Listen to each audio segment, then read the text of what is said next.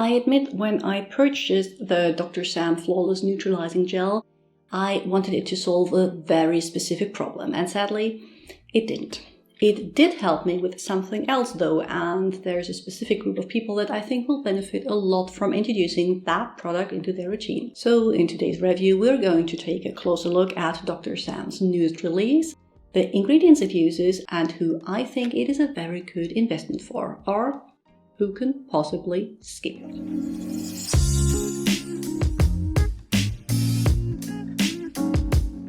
If you're new here, welcome. I'm Dr. Anne, physician passionate about skincare and well-aging. My goal is to explain the science behind skin and general health so you are able to understand what you actually need more or less of in your life. Trust me, it doesn't have to be complicated. The easier, the better. What I wanted the Dr. Sam Flawless Neutralizing Gel to do. Now, I don't want to keep you guessing for too long. The issue I wanted to address is the following. You know I suffer from adult acne and use tretinoin to keep it under control. That works pretty well with two minor issues. The first is that my skin is pretty reactive and does not tolerate acid exfoliation very well anymore. The second, in which the first kind of mixes, is that during 1 week of my menstrual cycle, my skin gets congested, and if I don't manage to control that effectively, develops 1, 2, 3 angry and inflamed zits that take forever to go away and inevitably heal, leaving a red mark or PIE. So for me, it is a constant balance between enough acid exfoliation to prevent that, but not too much so my skin doesn't start to flake and burn.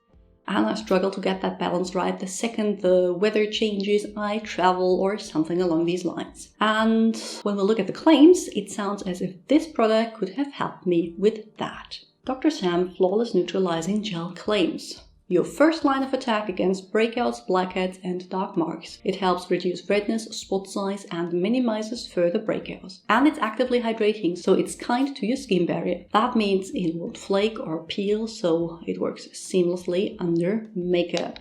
Texture and scent.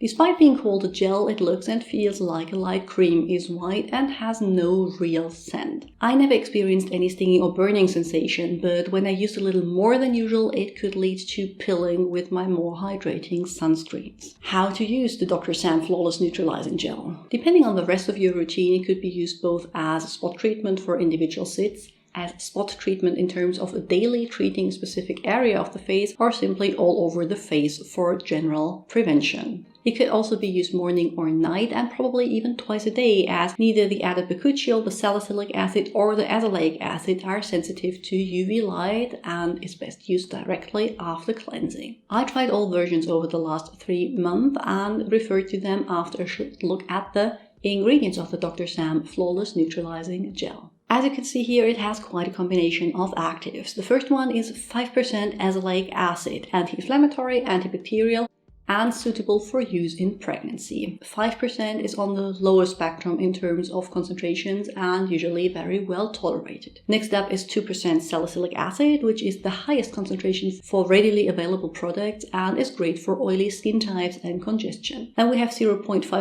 bakuchiol, again on the lower side concentration-wise. I have talked about bakuchiol in the past. It is not an ingredient that I actively seek out in my product.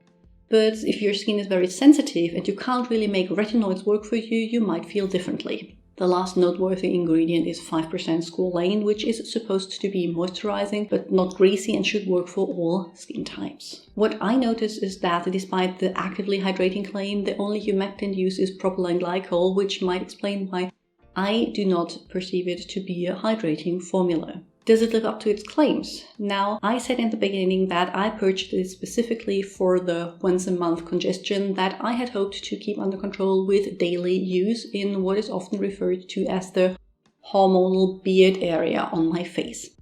Sadly, it didn't do much for that. The congestion did show up for 2 months without a reduction that was noticeable to me. On the plus side though, I did not experience any irritation with daily application either, which is why I think it will work exceptionally well for those with sensitive skin that have difficulties tolerating actives. Where it absolutely convinced me though was as a spot treatment. I usually only use salicylic acid and a pimple patch for my zits, but using this 2 or 3 times a day paired with a pimple patch at night led to much quicker reduction in inflammation and redness, probably due to the added azelaic acid and without any dryness in the surrounding area. So maybe not exactly what I had hoped it would be, but a pleasant surprise nonetheless. Would I repurchase, and which skin types do I recommend it to? Well, I haven't completely made up my mind if it is worth repurchasing for me.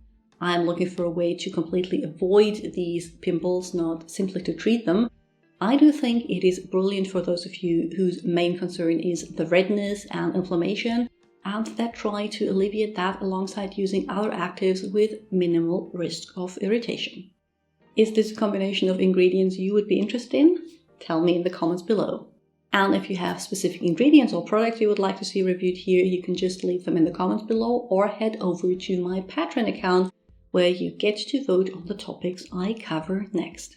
I'm going to link to more videos on the screen now that I think you might enjoy, and I'm going to see you all very soon with another one. Bye!